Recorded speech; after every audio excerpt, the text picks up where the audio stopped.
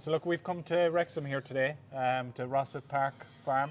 Yeah. So George and Will, you kindly allowed us in to have a look at the farm and what you're doing here, and there's quite a lot going on here. It's a little bit, yeah. Yeah, very busy. So you're Keeps both you busy. Yeah. So maybe could you just give a background to the farm and what you do here? So we're fifth generation organic dairy farmers. The farm is just over 1,400 acres. We have 600 cows. We've recently just started keeping some Aberdeen Angus for beef, which we're hoping to raise just on grass, about 200 head. Yeah, so we do 90% of the land is rented. We do around 330 to 50 acres of combinable crops each year. We did do around 100 acres of hybrid rye, but we've thrown the towel in on that because it didn't really suit the system. Yeah, we have a 250 kilowatt AD plant, predominantly fed cow slurry and chicken manure and waste silage. And yeah, we do have a few solar panels as well because we had a surplus capacity on the grid. Yeah. Okay. So is it a traditional dairy area here, or what would you describe it? Yeah, traditional dairy. Surrounded by dairy farms. Yeah, as a business, we're aiming to be as self-sufficient as possible.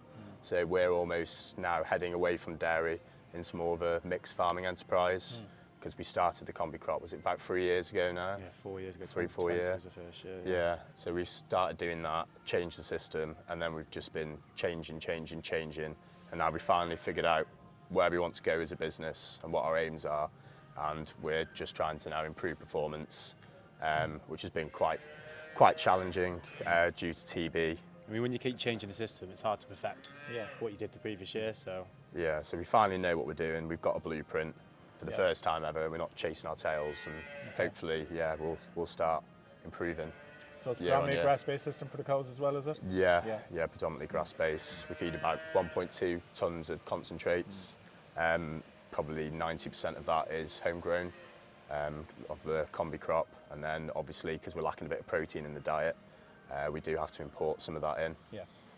That changes from soya to blends of just what's really available. We've had an issue this year with getting soya, just due to it being stuck in ports and regulations and stuff like that. So it's been a bit of a challenging year for that, but we're over that now, and price is coming down. So really looking forward to the spring. Get grazing. Where does your milk go, or where does it end up? The milk goes to Calving, which is a like a Welsh organic cooperative consisting of 25 members. Mostly north and south, quite consolidated. So we've been supplying them. I think they've been going 20 years. We've been supplying them ever since we've been organic. Okay, so we're in the month of February now. Roughly what price are you getting at the moment for the winter? 53. Okay, plus fat. Okay. We don't really get paid much on solids because it is a liquid contract. But as a business, we are focusing on getting the maximum amount of solids per cow, per kilo of body weight.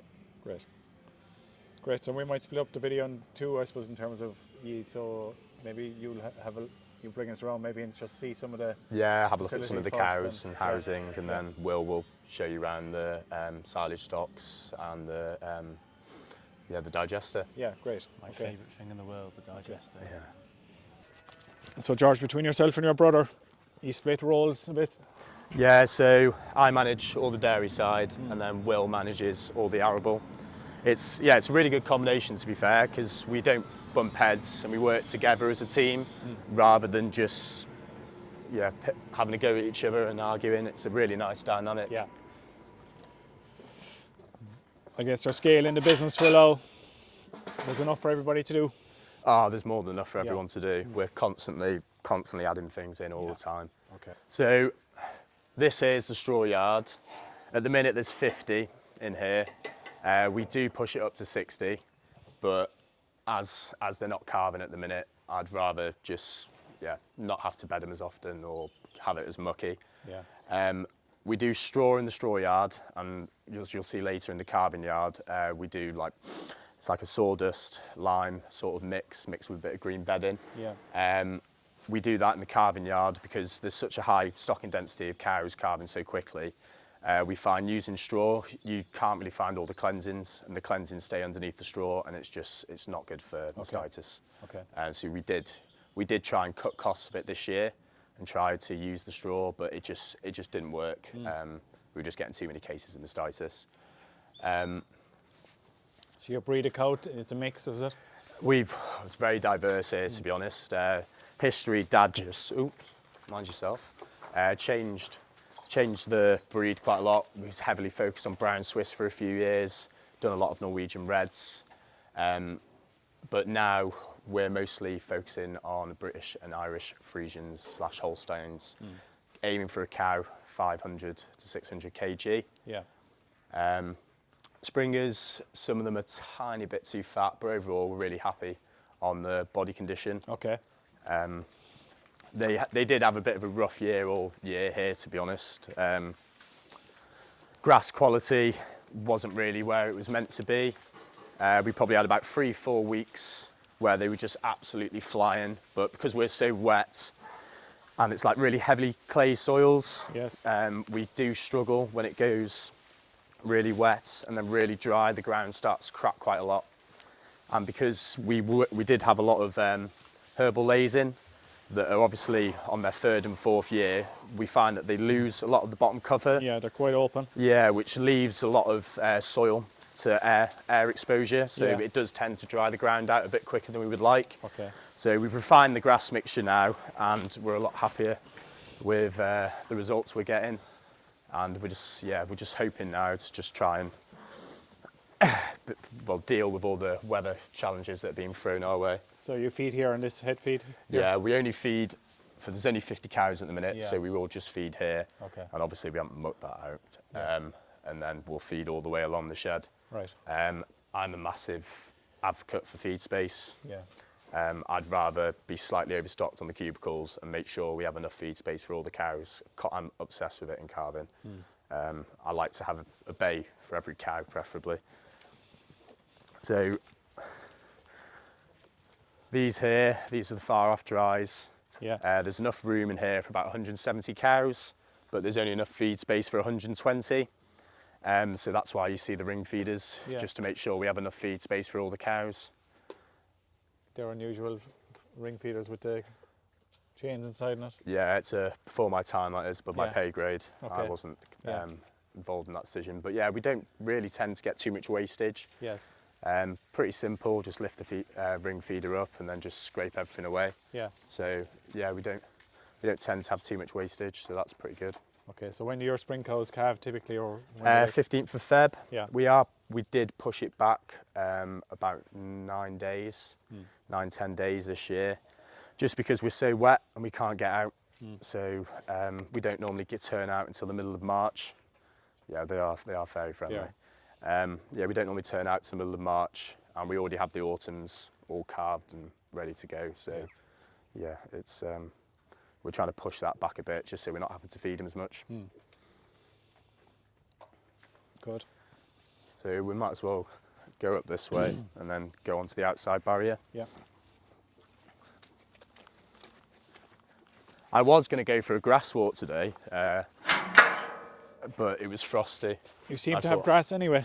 Oh, we had plenty of grass. I did keep a bit too much of a cover because I was just expecting like a really, really dry back end just Yeah. because of the year. Gambling didn't really pay off for us, unfortunately. I think we were housed around about the middle of October, and then it didn't dry up. Like a lot of people grazed into bloody December this year, but we weren't able to do it because Okay. we just got rained off. We had bloody floods all along those fields down there, and it was just we did manage to get the heifers back out for a bit just to try and drop the average farm cover. And then on the wettest fields on the farm, you're probably going to hate this, we put these little woolly things called sheep. Oh yes. Heard of them. So we just used them. It's quite a wide track here, is it? Yeah, well, it's that the whole way down. Yeah. Always was here, kind of. Or? Well, Dad built this about Yeah. 15 years ago, Okay. put the grazing infrastructure in. Yeah. I mean, these two fields aren't too bad, but a lot of our fields on the grazing platform are all different shapes. Yeah. It's not like a set paddock that everything's the same size. Yes. Everything's different amount of acres, and it's quite challenging to get multiple entry and exit points. So that's something that we're going to have to work on next year or the year after. It's just same as everything, it's all on time and available cash. So this is the outside barrier. We have another 60 on here on the transition diet. So there's about 123 on the transition diet at the minute. And then we've got another 70 to pull out next week. So they are calving fairly tight. I think we're on about 65% in 4 weeks calved. Okay. Which is pretty good for us. So yeah, we're happy with that. Yeah. So what size grazing platform have you here behind us? It's 420 acres. Yeah. It's like 178 hectares or something Okay. like that. Yeah. We do reseed about 50 acres every year, and we put combinable crop in just to bring down some of the indices on the soil, because we have been previous years just banging slurry on to get rid of it. So now obviously with regulations changing, we are needing to change our approach on that. So that is why we put the combinable crop in about 4 years ago. Okay. That's had a really good effect on the fields, bringing everything down to freeze. Yeah. So yeah, we're fairly happy with how that's worked. And obviously you mentioned Arable as well, and do you still use it, or have you well, we go for a fast establishing ryegrass, and then we try to put in as many legumes as possible. Yeah. We found that cocksfoot and chicory are not suited for our farm. They tend to get grazed out fairly quickly, and I really don't like anything open in the sward, because as I mentioned before about it, when it dries up, it's just yeah, it doesn't work for us. Yeah. So this whole feed area is giving you that extra. Yeah, so there's enough space. feed space here for 200. Yeah. Obviously these cows don't need that much. What we'll start doing when we start calving the springers, I mean, we've only calved 12 so far. We're not meant to start until the 15th. Yeah. But we've had a few heifers calve early, as you do. Yeah. Yeah, so once we start calving the springers, they'll come onto this feed pad, and then we'll start increasing numbers. Once we get to about 140, we'll then put them inside and then swap them with the autumn. So the autumns go on the outside barrier. Yeah. And then we'll start grazing then hopefully middle of March. Your autumn calvers, what would they have averaged over, what would they have peaked at litres wise? Well, we peaked about 25, 26. Yeah. We had a little bit of issue with being able to import soya, so we did see like 3 litre drop because the blend that we got, because we feed quite a high starch-based diet, we were struggling with the blend to be able to meet the protein requirements of the cows. So consequently, we lost a bit of yield because of that. But that's something we're obviously going to have to manage. We are thinking of potentially growing beans. We probably won't do it this year, but next year, because we don't need the amount of forage that we produce, and we do sell quite a lot of it, we might as well capitalise on that and then grow our own protein source. Okay. So yeah, we'll come back and we'll tell you how that's gone. Yeah. So you said the land is heavy around here. Yeah, heavy clay. So do you grow crops further away on better land, or you just deal with the land? No, we just all our land around here is heavy clay really. Yeah.